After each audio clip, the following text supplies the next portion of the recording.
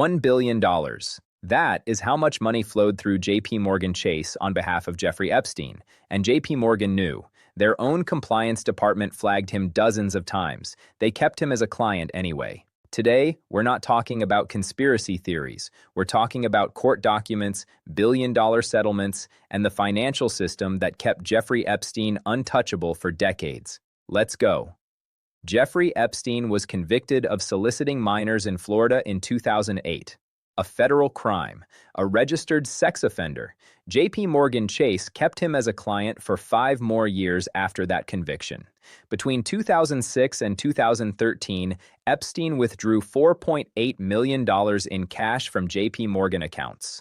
The withdrawals were deliberately structured below mandatory reporting thresholds. This is a classic money laundering technique. JPMorgan's own anti-money laundering department flagged it repeatedly. Nobody acted. Why? Because Epstein was not just a client. He was what bankers call an introducer. He brought ultra-wealthy clients to the bank, billionaires whose assets generated massive fees. For JPMorgan's private banking division, Epstein's network was worth more than the legal and ethical risk of cutting ties. Profit over protection, every time.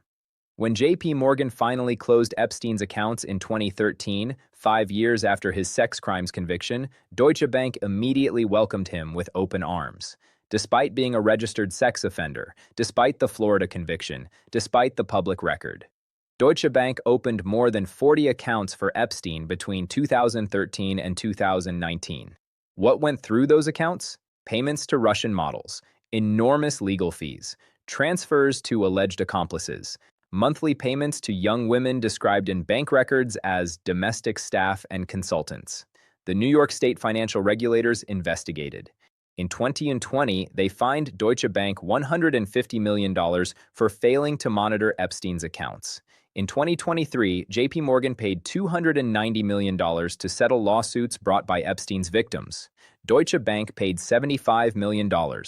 Leon Black, the billionaire founder of Apollo Global Management, paid $62.5 million to the U.S. Virgin Islands government to avoid prosecution related to his financial ties to Epstein. These are not allegations. These are settled legal cases with real dollar amounts.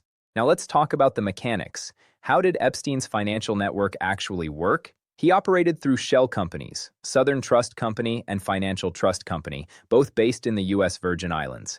These entities had no real commercial activity. They existed solely to move money between accounts and obscure the trail from regulators. Through these structures, he financed the logistics of his network. His Boeing 727, nicknamed the Lolita Express, cost millions per year to operate. His private island, his Manhattan mansion, his properties in New Mexico, Paris, and London, all paid through institutional bank accounts that gave him an appearance of total legitimacy. And here is the most chilling part. For 15 years, from 1998 to 2013, JPMorgan processed over $1 billion in transactions for a convicted sex offender who was actively trafficking minors. The compliance alerts were written, the red flags were raised internally, and then they were ignored because the network he brought to the bank was too valuable to lose. This is not a story about one criminal. This is a story about a financial system that chose profit over the protection of children. Repeatedly. For decades. The total cost of that choice?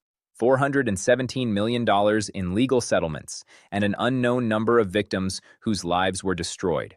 In 2023, JPMorgan's CEO Jamie Dimon testified under oath about the bank's relationship with Epstein. He claimed he had no personal knowledge of the relationship. The emails told a different story. This is what happens when the most powerful financial institutions in the world decide that certain clients are too profitable to question. The lesson for every ordinary investor watching this video is simple. The financial system is not neutral. It protects power. It protects wealth. And sometimes, as this case proves, it protects monsters. Protect yourself. Understand where your money goes. Question who benefits from the system you participate in. If this video gave you clarity, smash that like button, subscribe, and share it with someone who needs to hear this.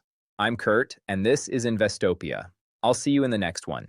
This video is for informational and educational purposes only based on publicly available court documents and legal settlements.